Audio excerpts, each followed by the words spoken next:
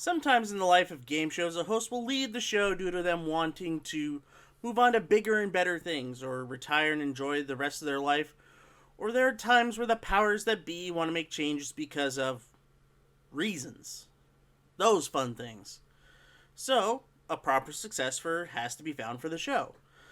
Some instances they do find great replacements, such as Pat Sajak for Chuck Woolery, or Drew Carey for Bob Barker. But then there are replacements that just tank the entire show. Whether they were out of their depth or just not what the audience wanted are a couple of reasons of why these hosts failed. So it's time to take a look at the top 5 worst replacement hosts ever in the history of game shows. One thing was for sure. They both believed Sparks to be a total tool. Be an exciting contest which shows that divorced couples can still have fun together, right? Mythological hero H-list. C. On the spot dice spin. We are experiencing technical difficulties. Please stand by. Now, I want to preface something so this doesn't confuse with my top 5 worst good show, good host combinations list that I did many moons ago. The big thing about this list is there will not be any international hosts. So, Fergie Oliver, who replaced Stephen Young of Just Like Mom, and Steve Oemke of the Australian Wheel of Fortune, who replaced Rob Elliott, will not be covered on this list. I'm going to have to come up with a top 5 international worst replacement host list for that. So, these will just be strictly American shows and all that fun stuff. And with that being said, let's start the list. Number 5 on the list was a pretty big star. And what also helps out with his cause is that he was part of one of the biggest shows on television. Unfortunately, there were some mitigating factors that caused him to be labeled the worst, even though he's really talented at what he does. And that is Ed McMahon replacing Hugh Downs on Concentration. Now let me set everything up. On Christmas 1968, Hugh Downs announced to everybody that he would be leaving Concentration to focus more on the Today Show because he was doing both shows at the same time. And what was going to happen was the torch was going to be passed from Hugh Downs to Bob Clayton, who was the announcer at that time. And this was all done very well, very tastefully. However, advertisers for NBC and for the network in general said, we don't want Bob Clayton. We want Ed McMahon, whose star was really rising around this time, being Johnny Carson's announcer. So NBC acquiesced, and Ed McMahon was given the hosting gig. Now, I don't know how Ed did on the show itself, but if his other hosting gigs are anything to go about, even from The Tonight Show, I think he did a show called Eyewitness, which was like a primetime guess the mystery whodunit sort of thing, and especially Star Search. I think he would have handled the show pretty okay. I mean, he's not on this list due to quality. He's on this list due to controversy and the aftermath of him taking over for Hugh Downs. For the viewing audience of Concentration, they didn't like Ed McMahon hosting Concentration. So there was this big letter writing campaign. And because of the letter writing campaign and fans just simply turning the show off because they didn't want to see Ed McMahon usurp what was Bob Clayton's. And so ratings, which were starting to dwindle a bit around this time because the show had been on for about 11 years, dwindled hard. So, with the fans going away because they didn't want to see Ed, even though he was very capable of what he was doing, Bob Clayton was the rightful heir. And NBC acquiesced after 6 months of Ed McMahon hosting Concentration. Thus, Bob Clayton would be reinstated as host, and he would continue on to host the show until the show's cancellation in March of 73. Bob Clayton would announce Pyramid for the longest time until I think he announced until the $20,000 Pyramid's cancellation and his unfortunate death in the 80s. As for Ed McMahon, continued massive success, but this was not a good fit, and the reason why it's number 5 is because of the controversy, not because of Ed's hosting. It's simple as that. Number 4 on this list, I had some choices. I kind of labeled this one the kids game show replacement host section. Now, we've had quite a few of them. I mean, of course, I know a lot of people are expecting me to put Rob Edward Morris on here because he replaced Lou. Lou was fantastic, and Rob was really nervous. I am not doing that. Mainly because he even admitted himself it was the hardest gig he ever did. He didn't have much time to prepare to host the show. And, well, that's because there was a couple of people worse. And the worst one was Skip Lackey replacing Michael Carrington for the second season of Think Fast. Now, for the second season of Think Fast, the show moved from New York to Florida, Universal Studios.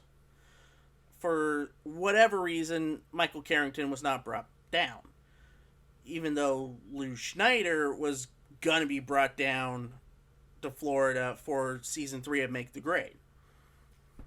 So we got Skip Lackey, who at the time had a sidekick role on Once Bitten, which was a pretty meh Jim Carrey movie from 85.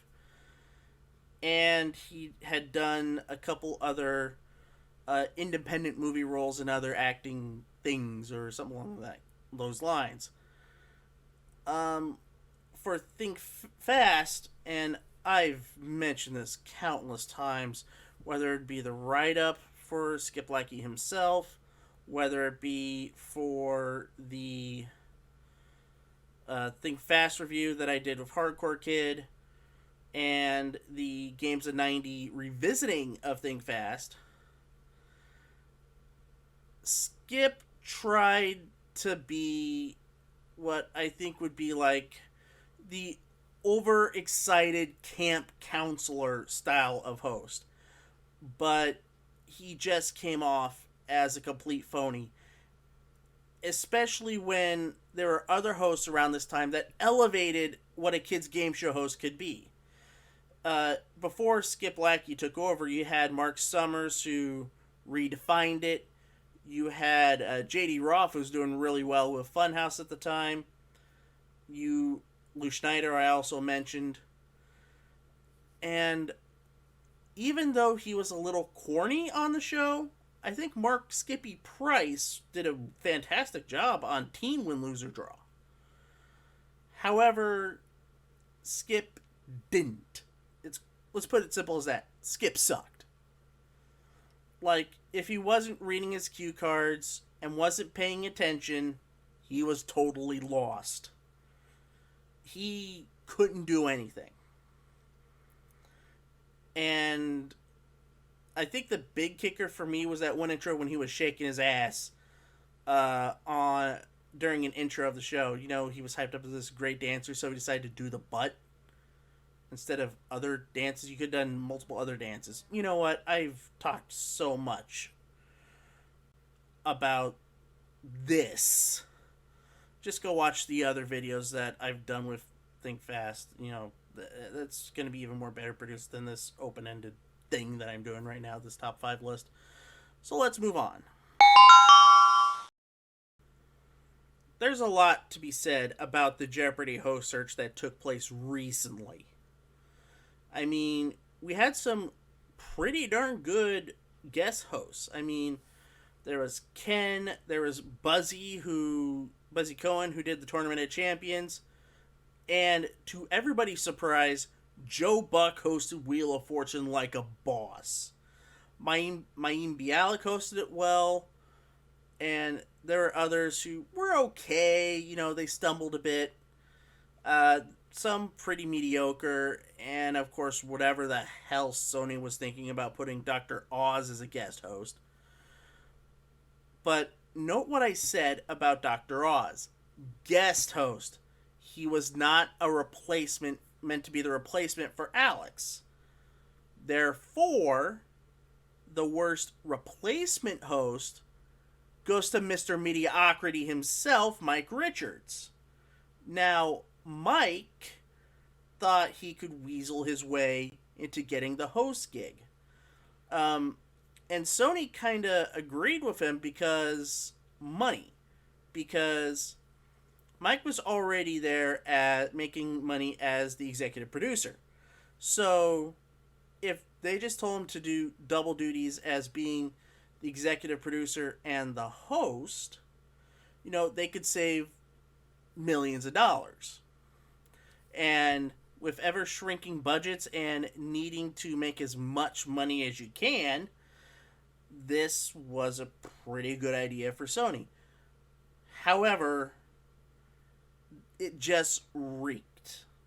And what didn't help was the sheer audacity that Mike Richards had, setting up a lot of good people to fail. I mean, I think Bill Whitaker, was he the CNN guy? Yeah, I think so. He's the CNN guy. Set him up to fail. Set all of these people up to fail, even rejecting Laura Coates, who was I think she was like when the contestants play a mock game, you know, to get them comfortable behind the podiums. Laura Coates was the host for that. And if Alex retired, he would have went to bat for Laura Coates to host. Should have been the host. But in this chase for fame that Mike Richards had, he decided he's going to do it himself. And it would have worked if not for Claire McNeil and doing journalistic things and exposing Mike Richards to being the awful human being that he is. And because of that, his replacement hosting tenure lasted all of 1 week. And then we had the announcement that he was gone, and for I think this is season 38? Yeah, because 39 is next season. Yeah, 40 is next season, so 38. You would have Ken Jennings and Mayim Bialik split the daytime shows, and Mayim Bialik was going to do nighttime. Now, Mayim, perfectly fine. I enjoy her work on the nighttime shows and the tournaments that happen in primetime. Ken, fantastic, and honestly, the true heir apparent to Alex Trebek right now. So, for all the politicking, Mr. Mediocrity is number 3. And to be honest, being in the mediocre spot in the top 5 list, you know, kind of, well, speaks for itself. Let's be honest. 1 is obvious. We know who 1 is. It's so infamously bad. So we're going to talk about this list in this spot about somebody who made fun of number 1 and did his job so bad that he deserved to be number 2. And that is Rob Weller replacing Bert Convy as host of the nighttime version of Win, Lose, or Draw. Now, Bert Convy was getting in hot water himself with this change. Because Peter Marshall was set to host a show called Third Degree, produced by Bert and Bert, which was to be released in September of '89. And Peter Marshall did the pilot, did it well, and the show sold. However, between the pilot and selling the show with Peter as host, Bert Convy swept in and took over Peter's gig. Took over Peter's job. Peter was irate and sued Bert and Bert. And thus there needed to be a host for Win, Lose, or Draw, and thus we got Rob Weller. Rob Weller has had a successful career before this, hosting Entertainment Tonight. And Entertainment Tonight was one of the biggest shows in syndication. You know how Wheel of Fortune, Jeopardy, Weekly 1 and 2 in the 80s? Entertainment Tonight was up there. And he left that show to do Win, Lose, or Draw. And he said in various interviews that Rob Weller is not going to Rolf Benershka this gig. And turns out, he Rolf Benershka this gig. He didn't gel with any of the celebrities, barely understood the format, and his sheer arrogance soured a lot of people on his hosting. And with any Rob Weller episode that you see on YouTube, you can tell that he just thought he was too good for a game show, even though he was happy that he was going to do a game show. And he just came off as a phony, whereas Bert came off as natural, Vicki Lawrence, who hosted the daytime version, came off as natural, and going back to Mark Skippy Price, he did it well too. Rob Weller didn't. He deserved all the scorn that he got. And he's number 2 on this list. Now, before I get to number 1, let's talk about some honorable mentions that didn't quite meet the standards of being the worst. Cedric the Entertainer and Terry Crews were desperate fill-ins, just trying to chase trends. Now, Cedric the Entertainer for Millionaire was, hey, Steve Harvey worked really well on Family Feud, rose that show back to prominence. He could do the same for Millionaire. Well, didn't work. He was gone after a year, even though in his 1 year is the last time the daytime version of Who Wants to Be a Millionaire saw $1 million question. His was the last. Terry Crews was a big star around this time, so it was a major get for Millionaire. He just never gelled with the format. He needed something big and grandiose, and he got it with America's Got Talent. And plus, he's always a hoot to watch when you see The Expendables. But not really the worst. And there were also desperate attempts to limp a show on a zombified corpse when the show should have been canceled earlier. Drew Carey's great. I will hear no words about Drew Carey sucking. Even though I found these two to be insufferable as hosts of Names the Same after Dennis James decided to leave, I could not, in good conscience, put them on this list because, aside from being annoying, they were fine. Bob and Ray are hilarious, as you can tell by their radio broadcasts and their specials that they did. And also from their appearances on the David Letterman show. Amazing stuff. It's just, it didn't gel. That's the only problem with Bob and Ray and the Name's the Same. Just didn't gel. Number 1 is obvious. It has to be obvious. It's Rolf Benershka. He replaced Pat Sajak in Wheel of Fortune, and he was infamously bad. I mean, here's the setup of how infamously bad it was. The Friday before, on a Friday, Merv Griffin told him, "Congratulations, we're hiring you to be the host of Wheel of Fortune. You start Monday. So, watch the show, read the rules, and you'll be good to go." He was extremely nervous.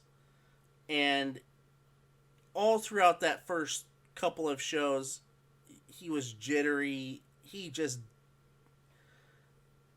I'm shocked that he didn't say, I don't know what to do from here, even before the infamous tie that happened a couple of months after he started hosting.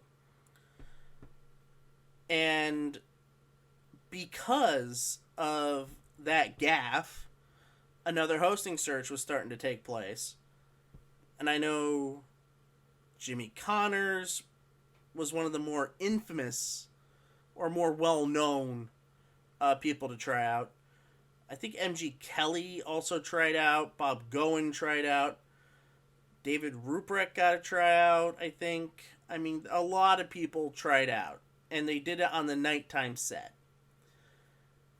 And what ultimately became of Rolf was that in the last couple of months, he settled down, he got more comfortable, and he did a pretty darn good job of hosting. Unfortunately, though, a couple of things were happening. One, NBC was really changing up its daytime schedule. I mean, 89 was a total bloodbath for game shows in daytime. In March, Sail of the Century and Super Password got canceled. And a couple of months later, Wheel of Fortune would get canceled. You would also see the cancellation of Win, Lose, or Draw in September. So there was a complete rejiggering of the daytime lineup to put in more talk shows, more sitcom reruns, and all that fun stuff. So it seemed like either Rolf had to be a big hit at the start, or he was destined for failure. And unfortunately, with the worst start possible that he had, he was destined for failure. And thus, well, we know what happened. And that is it for this list. I'd like to thank everybody for watching. If you like this video, give it a thumbs up. Share it on all the socials. You know, your Twitter, your Facebook, your Hive, your Mastodon, your Instagram, all that fun stuff. Also, if you haven't subscribed to the channel already, be sure to do so. Click on the bell so you get notifications and all that fun stuff.